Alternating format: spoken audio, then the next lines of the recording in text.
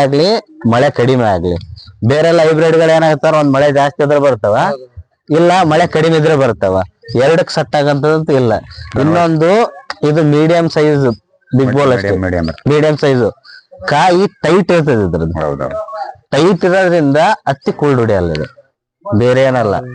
ನಿಮ್ಗೆ ಯಾಕೆ ಈ ಸರ್ ಹತ್ತಿ ಕೂಲ್ಡ್ ಹೊಡೆದಿಲ್ಲ, ಹೈಟ್ ಹೋದ್ರು ಕೂಡ ಆಮೇಲೆ ಲೇಟ್ ಆಗಿಟ್ರಿ ನೀವು ಒಂದ್ ಸ್ವಲ್ಪ ಅಂದ್ರೂ ಜಾಸ್ತಿ ಮಳೆಗೆ ಸಿಗ್ತದೆ. ಯಾಕಂದ್ರೆ ಈ ಕಾಯಿ ಕ್ಯಾರೆಕ್ಟರ್ ಅದು ಟೈಟ್ ಆಗೋದ್ರಿಂದ, ಹೈಟ್ ಹೋಗೋದ್ರಿಂದ, ಅದಕ್ಕ ಬೇರೆ ಏನಿಲ್ಲ. ಈ ಕ್ಯಾರೆಕ್ಟರ್ ನಮ್ಗೆ ಏನ್ ಹೆಂಗಿರ್ಬೇಕಂದ್ರೆ ಎರಡ್ ತರ ಇರ್ಬೇಕು. ಒಂದು ಜಾಸ್ತಿ ಇಳುವರಿ ಬರೋ ರೀತಿನ ಹಾಕ್ರಿ, ಬೇಡನಲ್ಲ. ಅದ್ ಎಲ್ಲಿವರೆಗೆ ಎಲ್ಲಾ ಕಂಡೀಷನ್ ಚಲೋ ಇದ್ರೆ ಜಾಸ್ತಿ ಇಳುವರಿ ಬರ್ತದೆ. ಏನಾನ ಕಂಡೀಷನ್ ತಪ್ಪಿದ್ರೆ ಮಳೆ ಹೋಗ್ಬಿಡ್ತದ. ಅದಕ್ಕೆ ನಾವ್ ಯಾವಾಗ್ಲೂ ಕೂಡ ಹೈಬ್ರಿಡ್ ಆಯ್ಕೆ ಮಾಡ್ಕಲ್ಕ ಸ್ವಲ್ಪ ಕಡ್ಡು ಮನುಷ್ಯರ ಅಂತೀವಲ್ಲ ನಾವು, ನಮ್ ಲೆಕ್ಕದಾಗ ಕಡ್ಡು ಇರ್ಬೇಕು ನೋಡು. ಅವು ನಮ್ ಪರ್ಮನೆಂಟ್ ಸೋರ್ಸ್ ಅವು. ಹಿಂಗ್ ಬಿದ್ರುನು ಕಡಿಗೆ ಸಾಯಿಸೋದಿಲ್ಲ, ಬದುಕ್ಸ್ತಾವ.